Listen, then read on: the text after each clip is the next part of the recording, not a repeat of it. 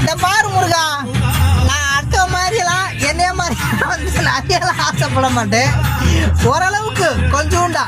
இப்போ நாளைக்கு வந்து காருக்கு டியூ கட்டணும்னு வச்சுக்கவே, அந்த டியூக்குள்ள காசு எனக்கு கொடுத்தா போதும். அதுவும் 4 நாளைக்கு முன்னாடியே கொடுத்துடணும்.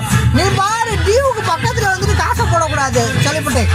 அதுக்கேற்ற மாதிரி எனக்கு வந்து வாடகை கொடு, நல்ல நல்ல வாடகைக்காக கொடுக்கணும். அதனால வந்து நல்ல நல்ல வாடகையாக கொடு, பெரிய பெரிய வாடகையாக கொடு. ஒரு திருச்சி, ஒரு மதுரை, ஒரு கோயம்புத்தூர், ஒரு பெங்களூரு எல்லாமே போயிட்டு வர்ற மாதிரி கொடுக்கணும். அப்படி போயிட்டு வர்ற மாதிரி கொடுக்காட்டினா கூட பரவாயில்ல, அப்படி நல்ல வாடகையாக போட்டு விடணும். சும்மா வந்துக்கிட்டு சின்ன சின்ன வாடகையாக போடக்கூடாது. ஆமாம், ரொம்ப சிரமமாக இருக்குது. நீ தான் பார்த்து தான் பண்ணிடணும். அப்படி இல்லை நினச்சிக்கிறேன், பேசாமல் என்ன சரணா சொல்கிறேன் ஓனர் ஆக்கிடு போதும். கருணாசு ஒரு சொந்தக்காரர் நம்மளை அடிச்சுவிடாரு, அதெல்லாம் ஒன்று வேண்டாம்.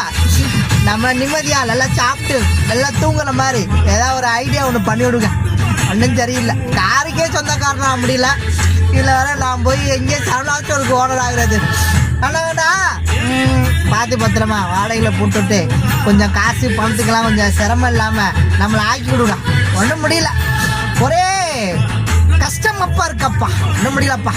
அந்த ஏர்போர்ட்டில் ஏதாவது ஒரு பிளைட்டை எழுதி கிள்ளி வச்சுங்கன்னா நல்லாயிருக்கும். அதையும் எழுதி வைக்க மாட்டேங்கிறீங்க. சரி பரவாயில்ல, பார்த்துக்கோ, கொடுங்க. என்ன கிடைக்குதோ நமக்கு கிடைக்கட்டும். யான் பெற்ற இன்பத்தை எவரும் பெற வேண்டாம். எல்லாரும் நல்லா இருங்க, சந்தோஷமா இருங்க.